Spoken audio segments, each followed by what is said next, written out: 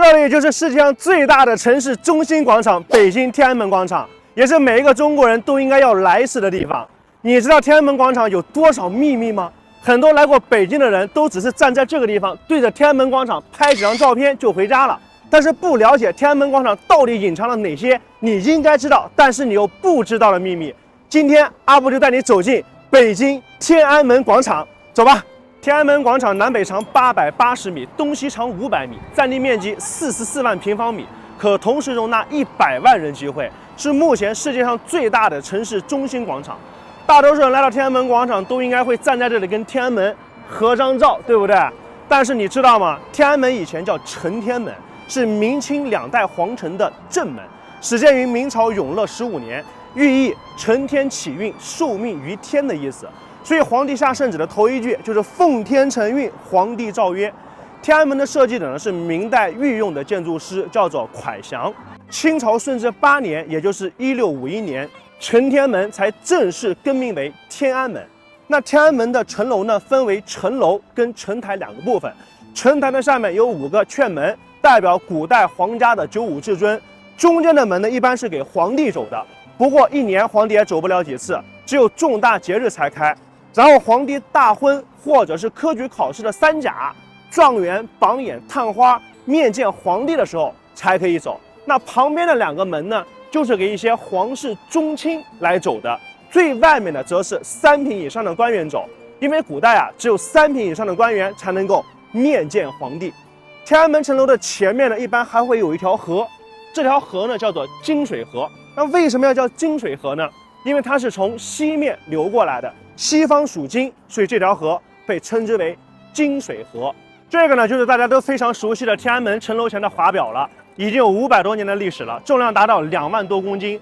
在华表的上方呢，有一只神兽面向宫外，后面的那个华表的石吼呢，它是面向宫内的。所以说，在古老的传说当中，人们把宫前的石吼呢叫做望君归，就是盼望着皇帝外出游玩不要久久不归，应该快点回宫呢来料理国事。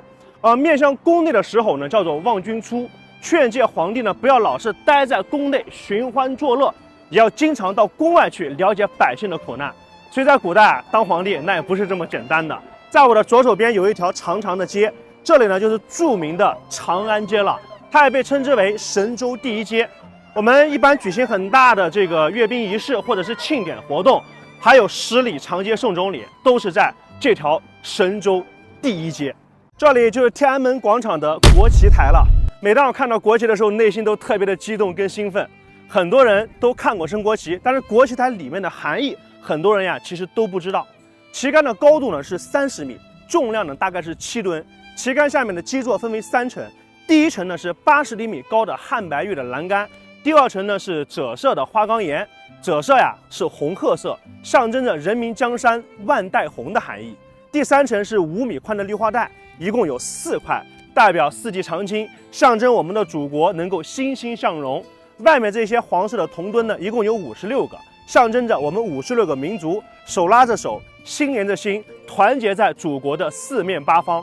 每天无论是刮风还是下雨，天安门都会进行正常的升旗和降旗。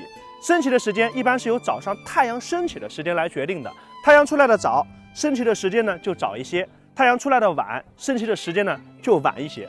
旗势呢从旗杆的底端到顶端仅需46秒。国旗到顶的时候，也就是太阳升起的时候，表达的是中华民族就像升起的太阳，把光辉照耀到千家万户当中。那里呢，就是我们非常崇敬的人民大会堂了。它是整个天安门广场最高的建筑，有46.5米高，外观呢就像一个3字形，象征着人民的利益高于一切，人民的利益重于泰山。远处那里呢，就是我们非常伟大的人民英雄纪念碑了。它是在天安门广场的正中心，因为它的代表是在中华民族解放斗争中牺牲的英雄，他们的地位在我们心中也是无可超越的。所以当我们在建造人民英雄纪念碑的时候，我们决定把它放在我们中国人民都向往、世界人民都非常敬仰的天安门广场的正中央，把最好的空间留给英雄，让英雄永远与我们同在，以国之名祭奠英雄，人民英雄永垂不朽，愿祖国繁荣昌盛，国泰民安。